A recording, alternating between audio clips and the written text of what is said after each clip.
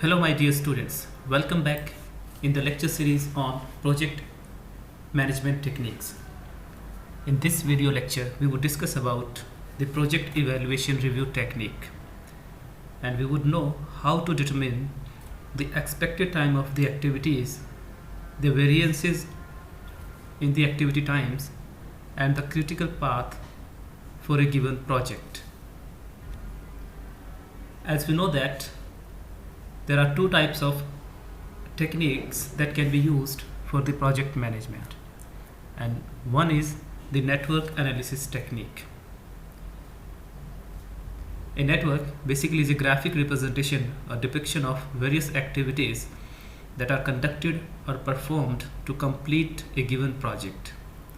And there are two types of network analysis techniques. These are project evaluation and review technique and critical path method. In earlier videos of this lecture series, we have discussed about the critical path method. In this video, we will discuss about the project evaluation and review technique.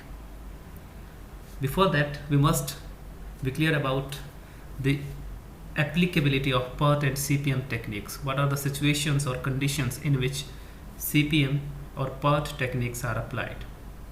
As we know that to apply critical path method, we assume that certain times or certain information is with the decision maker, such as we know the completion time of the whole project, we know the completion times of the activities, and know the amount of resources required to complete the different activities. So the situation is quite certain when we apply critical path method. But when situation is not certain, or we are operating under conditions of uncertainty, then we apply project evaluation and review technique for efficient project management. PERT is applicable in situations in which the completion time of whole project is not certain, completion times of different activities are also not certain, and amount of resources required to complete different activities is not known to the decision maker. So we can say that PERT is quite probabilistic in nature, and we apply PERT technique when we are operating under situations of uncertainty. In other words, we can say that in situations in which we don't know the starting time, the finishing time, or latest start or latest finish of different activities, and we are not certain about scheduling times of various activities of the project. So under conditions of certainty, the scheduling times of different activities or starting or finishing times of different activities are assumed to be known and constant. But in situations under uncertainty, this assumption does not work, and scheduling times of different activities are assumed to be unknown. In such situations, the decision maker estimates the completion times of different activities in a given project, and generally he or she uses 3 time estimates for completion of any particular activity in a given project. These 3 time estimates are discussed one by one as follows. The first one is the optimistic time. As the name is suggesting, it represents the minimum possible time that any activity may take for its completion. Basically, it is the shortest possible time duration required to complete an activity of a project in hand. It represents an ideal estimate of the activity. The chances that any activity completes or get completed in optimistic time duration are very less, because it is not a common phenomena when it comes about the project management. So the chances are very less, or probability is very less, that any activity gets completed in optimistic time duration. The second one is pessimistic time. That is the second estimate for completion of an activity in a given project. It represents the maximum possible time that any activity may take for its completion.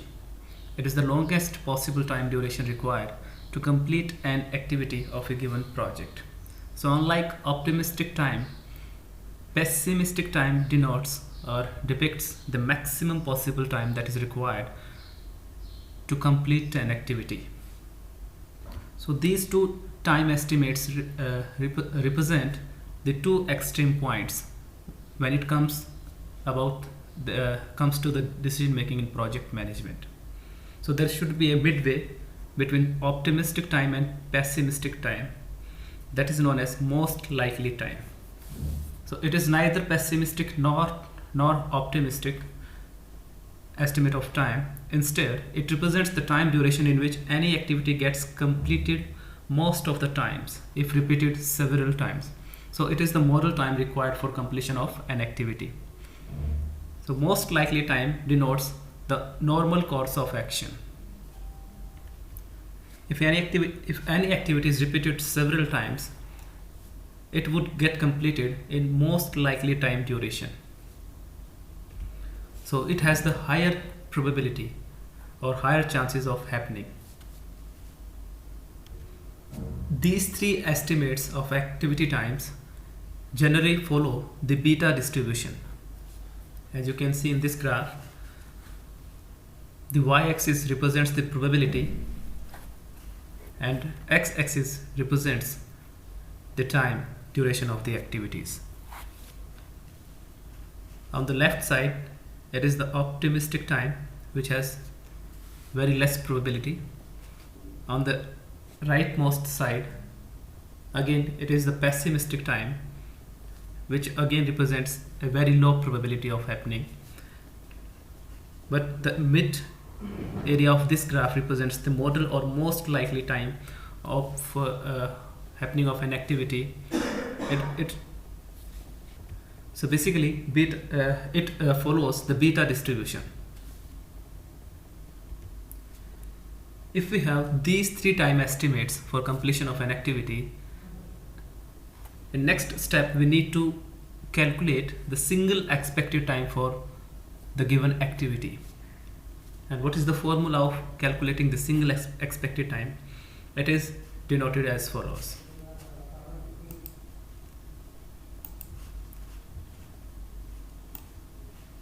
This is the formula of calculating single expected time for an activity, where TEI represents the expected time of the ith activity, like it can be first, second or third activity.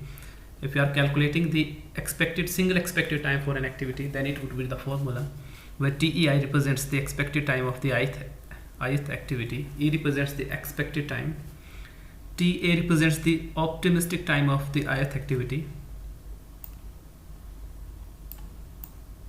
this one, TB represents the pessimistic time of the activity or the highest time for completion of any activity, and TM denotes the model or most likely time of the ith activity. So in this way we can calculate the single expected time for an activity. And in this formula we have used or we have given weightage to different estimated times for the activity, and we have given the highest weightage to the model time or the most likely time because it has the highest probability in a normal course of action.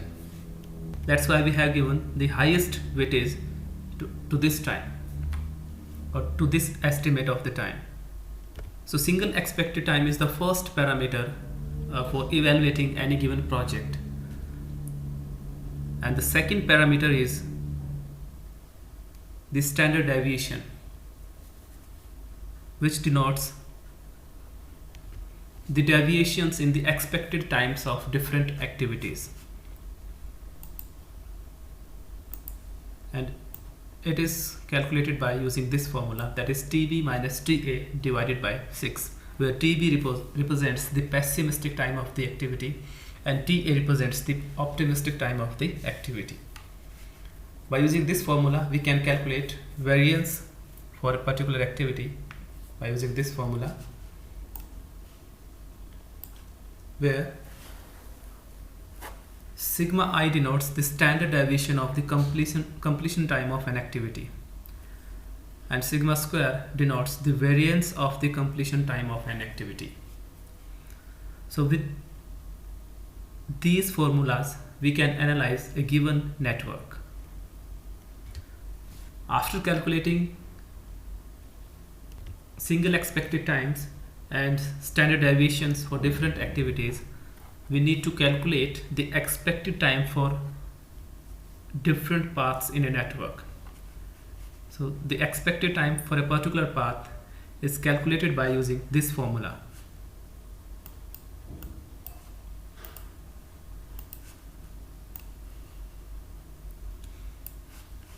where TE denotes the expected time of the path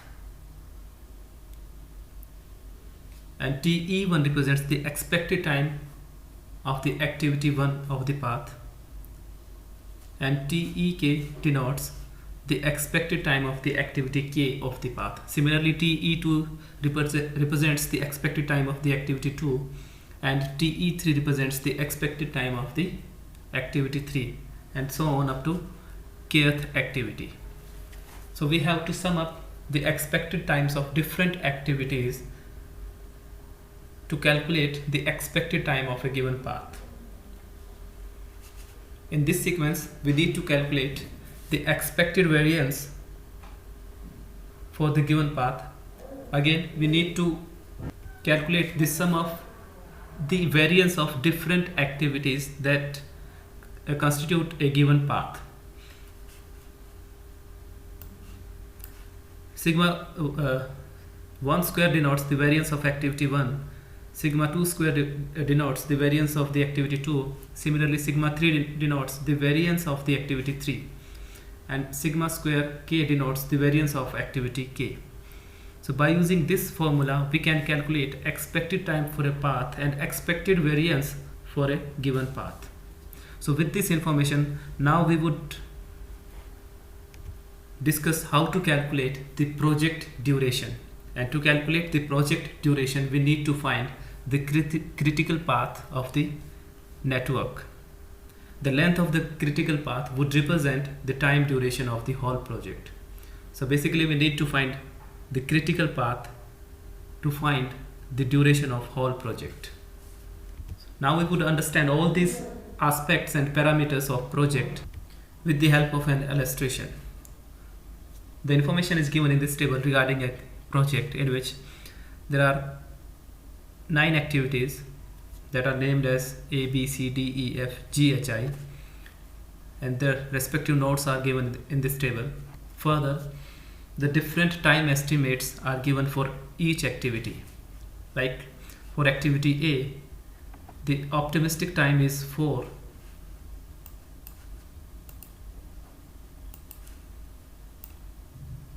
The pessimistic time is 8, and the model or most likely time is 6.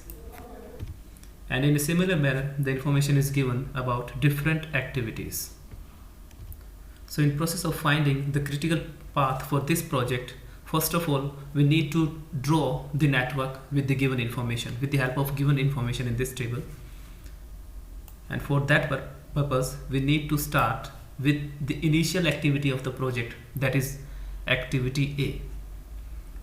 So activity A would start from node 1 of the network.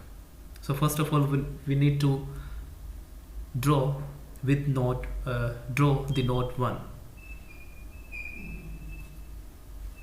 and represent the activity A like this. Here 1 and 2 denotes the nodes of the activity. 1 is the starting point of activity A and 2 is the ending point of activity A. After that, we need to draw the second activity, that is activity B, of which starting point is node 2 and the ending point is node 3. So in this way we can draw the activity B. After that, we would draw the activity C, of which the starting point is 2 node 2 and the ending point is node 4. The activity activity D is starting from node 3 and ending or terminating at node 6. So we can draw it like this. Activity E lies between node 3 and 5. Activity F is between node 4 and 6. Activity G is starting from node 5 and ending at node 7.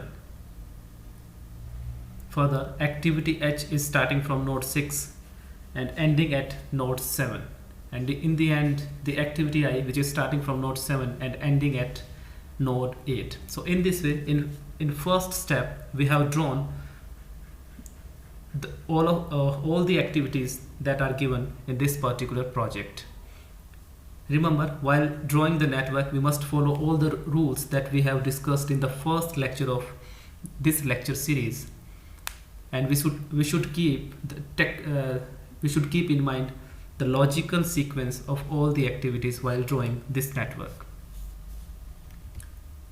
The next step in this process is to calculate the single estimate for each activity or single estimated time for each activity, and we will do it by applying this formula. So in this diagram we have shown the optimistic, pessimistic and most likely time for each activity with their respective names.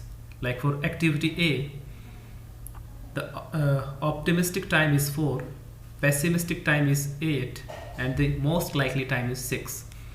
So, and in a similar manner for other activities we have given the optimistic, pessimistic and most likely time in same sequence. So first letter or first number denotes the optimistic time for that particular activity, second number denotes the pessimistic time, and third number denotes the most likely time of completion for that particular activity. So in this way we have denoted these time estimates for each activity in this diagram. After that we need to calculate the single estimate for each activity by using this formula.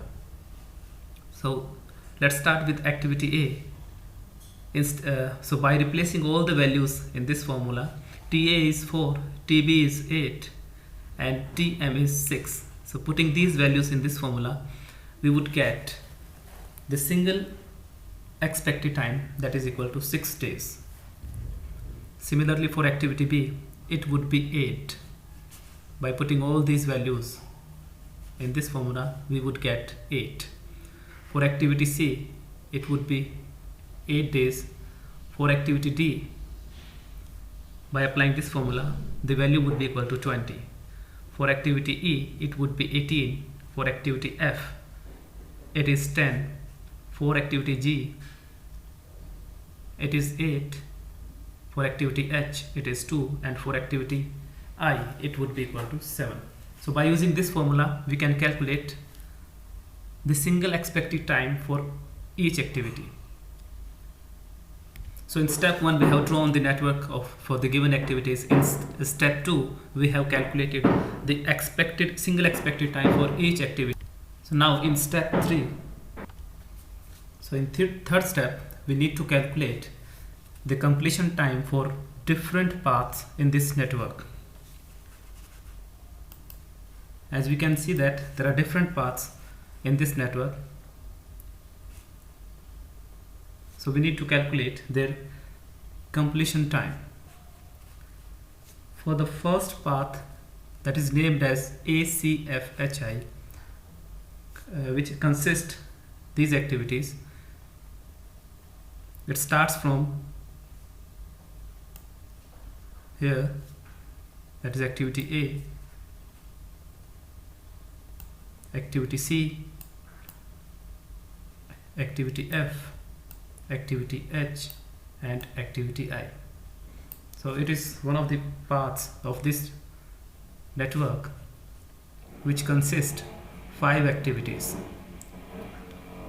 So the completion time for this part would be equal to the sum of the estimated times of different activities that are consisted in this path. That would be equal to 6 plus 8. 6 is the estimated time of activity A. 8 is the estimated time for activity C. 10 is estimated time for activity F, and 2 is for H, and 7 is estimated or single expected time for activity I is 7. So the sum total of these activities would be equal to 33.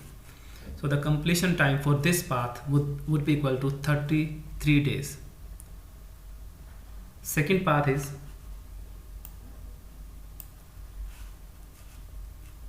ABEGI.